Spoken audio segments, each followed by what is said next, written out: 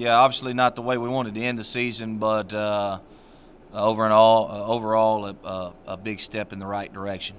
Very, very proud of the work that some of those seniors, or that all of those seniors did, and especially some of the ones who've been around here for a long time.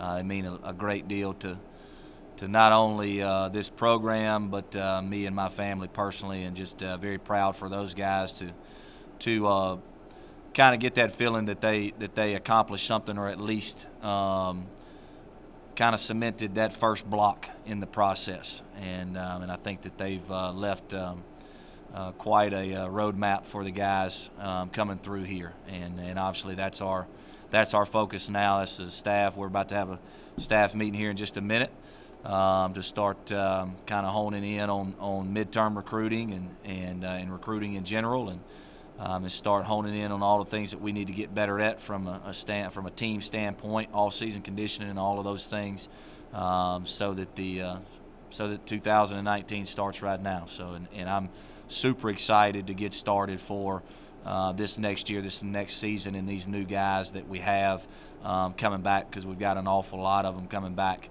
with us, and really excited to get going with those guys. What about prospects for the? I know you have the early signing period now for football. Yeah. Do you like that, and do you have some guys you believe will? Yeah, we've got one or two. It won't be a big signing class for us either way, but we've got one or two that we think that we can get locked in early. And then obviously we've got our midterm signees, our junior college guys, maybe a couple transfers, things like that. We're looking at taking 3 at the break, so hopefully we can get 3 guys. But the good thing is we don't lose a ton, so we're not going to go reaching. If we don't feel like that they're a good fit, or we don't feel like that they're going to come in and play right now at the break, then we're not going to reach and try to get something and just and hope. But we're looking at taking 3 at the break. Got a couple of guys that we could sign early, and then the rest we'll do in February. You think the jump that the team made will help in the recruiting to show that you're on the right track and maybe more progress coming in? Yeah, absolutely. I think, especially from a publicity standpoint, being on all the ESPN games that we were on this year, having we were on the ESPN's top 10 plays twice this year, and things of that nature, and social media and all the hits that that's what recruiting is now. Like it or not, that's what it is. It's all Twitter and Instagram and mobile apps and things like that. So obviously that helped us. I just did our conference call yesterday with all the other coaches, talking about some of the players that we had, and I think we've got a chance to have some guys get rewarded among the conference and by other coaches. So that's always good. And there's a lot of good things here. This is a great product to sell, and we did that last year. We've done it every year we've been here. We've continued to improve each year in recruiting, and we're going to continue to do that because I've got a staff that's eager to do it. And they like this place. They like the product that they're selling to young people and to parents, and we try to invest in the players and into the guys that we bring in from a recruiting standpoint. And I think when you tell those prospects' parents that, and they get a feel that you're genuinely interested in the care of their child and in the development of their child, then that kind of sells itself. What's the final number of red shirts you had this year? Whew. A bunch. I don't know. If we would have done this, if we'd have done this press conference after the staff meeting I'm about to have, I'd have an exact number, but it's 17, 18, something like that. I mean, even guys who played a little bit, Jacob Bell, who played a little bit, we still saved his. Marcus Floyd, who played a little bit, still saved his. A whole offensive line that we brought in saved his. Dallas Danner, the JUCO lineman that we brought in, saved his. Austin Jones, who was going to be the starting center, we were able to save his. Got some D linemen that we were able to save. I could tell you that Scotty Humpick, he played, so he's he'll be a 4-year guy.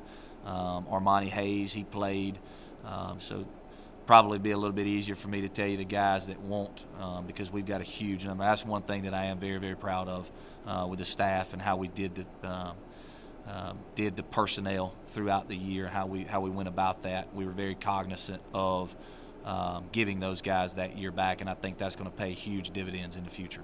Do you expect to be able to break through next year and have a winning season? That's always the expectation. That's always the expectation. This is a building block. This is by no means are we on this floor.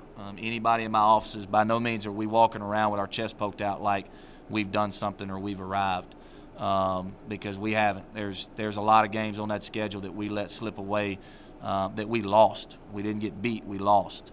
And there's a lot of things that we can get better at on film. There's a lot of things that we can get better at from a recruiting standpoint. There's a lot of steps that we still have to take. However, we did at least jump that first hurdle finally, and we've put some things in place. The red shirts, the roster, just kind of some of the things that we've done from a program standpoint. We've put some things in place where we can not only sustain success, but we can build on success, and that's what we're going to do. That's what we're all about, is continuing to develop not only those players but this program, and to build on some of the success that we had this year.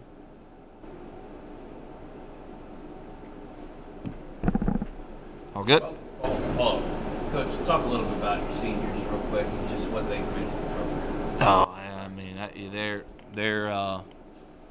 I mean, those guys. I've talked a lot about those guys. Those guys are invaluable. You know, there's whether it was the new guys that were here for 2 years, whether it's Drew Anderson that was here for 7 months, 8 months, or it was guys, you know, like Rashad and Quincy and Black and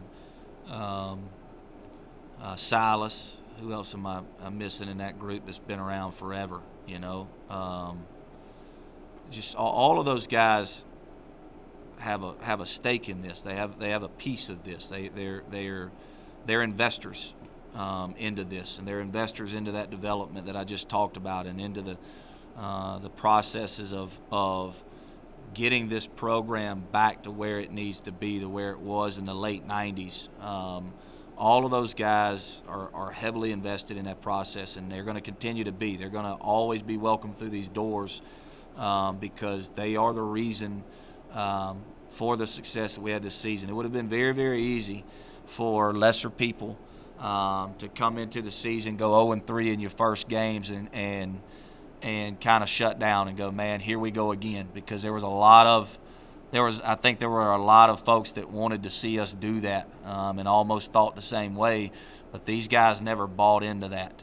They never believed that one bit. And they believed in themselves. They believed in their coaches. They believed in the processes that we had, and the preparation that we were doing. And that pays huge dividends for the younger guys coming up, and the guys, you know.